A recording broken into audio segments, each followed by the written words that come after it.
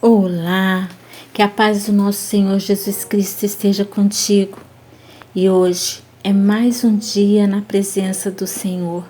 E juntos vamos para o nosso 17º dia da nossa jornada de 40 dias de jejum e oração. Vamos juntos ampliar e cumprir a missão. Hoje, o combate espiritual.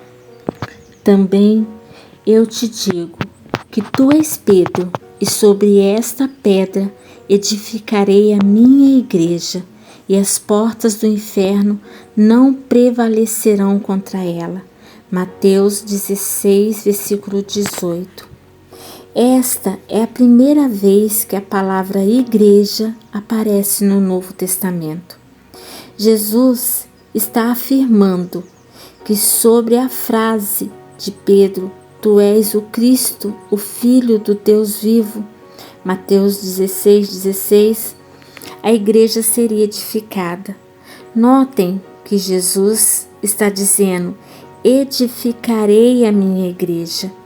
Ele mesmo é quem edifica e também é dono dela. A Bíblia afirma diversas vezes que ele é o cabeça da igreja.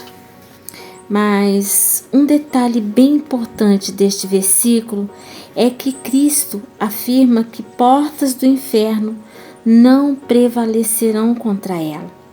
Isto mostra que a igreja é ofensiva e não defensiva. A igreja é o instrumento de Deus para tirar as vidas do domínio das trevas e transportá-las para o reino de Deus. O apóstolo Paulo, em 2 citações, deixa bem claro que no momento que uma pessoa se entrega a Cristo, muda de reino, pois ele nos resgatou do domínio das trevas e nos transportou para o reino do seu Filho amado, em quem temos a redenção, a saber, o perdão dos pecados. Colossenses capítulo 1, versículos 13 e 14. Eu o livrarei do seu próprio povo e dos gentios, aos quais eu o envio para abrir-lhes os olhos e convertê-lo das trevas para a luz e do poder de Satanás para Deus, a fim de que recebam o perdão dos pecados e herança entre os que são santificados pela fé em mim. Atos capítulo 26, versículos 17 e 18. Os 2 textos deixam claro que a vida sem Cristo fazem parte do domínio das trevas e estão sob o poder de Satanás. Por isso que é uma batalha espiritual. Satanás não quer perder as vidas sob seu domínio e fará todo o possível para que a mensagem não chegue a elas. E tentará impedir que se convertam e saiam das trevas para a luz. Mas Jesus disse que essas portas infernais não aguentarão o poder da igreja. Todos os cristãos devem ter consciência clara de que são chamados por Deus para tirar vidas do domínio das trevas e trazê-las para o reino da luz. Por isso, Satanás também criou suas fortalezas para tentar impedir que a igreja avance. O apóstolo Paulo fala a respeito dessas fortalezas, pois embora vivamos como homens, não lutamos segundo os padrões humanos. As armas com as quais lutamos não são humanas, ao contrário, são poderosas em Deus para destruir fortalezas. Destruímos argumentos e toda pretensão que se levanta contra o conhecimento de Deus. E levamos cativo todo pensamento para torná-lo obediente a Cristo. Segundo Coríntios capítulo 10, versículos do 3 ao 5. Essas fortalezas são um conjunto de todas as estratégias malignas para impedir que vidas sejam salvas.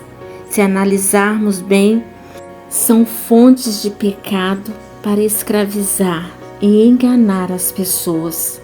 Vou citar algumas que vemos mais claramente em nossas cidades e devemos combatê-las. Argumentos filosóficos contrários à palavra de Deus. Centros de engano religiosos, o que inclui diversas religiões, seitas, idolatria, nova era. Lugares de imoralidade como prostíbulos, motéis, centros de pornografia, movimentos de promoção de homossexualismo. Entretenimento enganoso na televisão, revistas, cinemas, baladas, bares. Esquemas financeiros, ganância, corrupção, desonestidade, promoção de vícios como alcoolismo, drogas, tabagismo, compulsividade, proliferação da violência física, verbal e emocional. Poderia estar citando muitos outros, o que a Bíblia chama de esquema deste mundo. Está em Romanos capítulo 12, versículo 2. E que nós, cristãos, não devemos permitir que nos molde, mas temos também que combater. A igreja tem diversas armas para derrubar esses esquemas malignos e as principais são a oração e o jejum. A igreja precisa tomar a iniciativa de avançar contra os esquemas malignos e no poder da palavra e da oração destruí-los. Tenho visto no meu ministério e ouvido testemunho de outros pastores sobre fechamento de centros espíritas, diminuição de furtos e violências, cancelamento de marchas imorais. Ouvi o testemunho de que numa cidade começou um movimento de suicídio entre os adolescentes. A cada semana, um adolescente se suicidava. E as autoridades ficaram preocupadas e tentaram solucionar o problema. Havia um grupo de mulheres de diversas igrejas que se reuniam sobre o movimento Desperta Débora, que tem o objetivo a oração pelos filhos. Essas mulheres começaram a jejuar e orar e de uma forma miraculosa o suicídio entre os adolescentes cessaram. Glória a Deus! Esse é um exemplo de que a igreja combate os esquemas malignos. A consequência é a salvação de muitas vidas. Recomendo que você chame um dos ou dois cristãos comprometidos e façam uma caminhada pelas ruas e bairros da sua cidade em oração, identificando e fazendo uma relação dos lugares de iniquidades e cultos pagãos, para que a igreja comece um movimento de oração e evangelização nestes lugares. É importante identificar as fortalezas do inimigo em nossas cidades e começarmos a combater no jejum e na oração. Não se esqueça de que as nossas armas não são humanas, e sim espirituais. Há alguns que querem eliminar o mal por meio da força humana, mas não é assim que funciona. É no jejum, oração, evangelização que diminuímos os esquemas malignos. Ore por você. Peça a Deus discernimento espiritual para identificar as fortalezas do inimigo em sua cidade. Peça a Deus que reúna outros cristãos com você para começar movimentos de jejum e oração para combater as fortalezas. Peça a Deus sabedoria em como orar, jejuar e evangelizar em sua cidade. Ore pelos outros. Ore pelas igrejas da sua cidade, para que tenham consciência da batalha espiritual.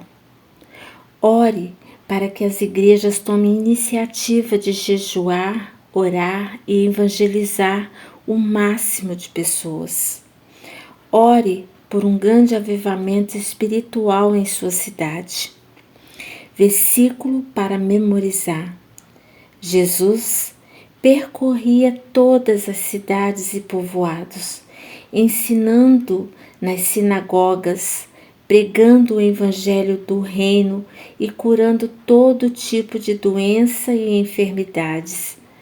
Ao ver as multidões, teve compaixão delas, porque estavam aflitas e desamparadas, como ovelhas sem pastor.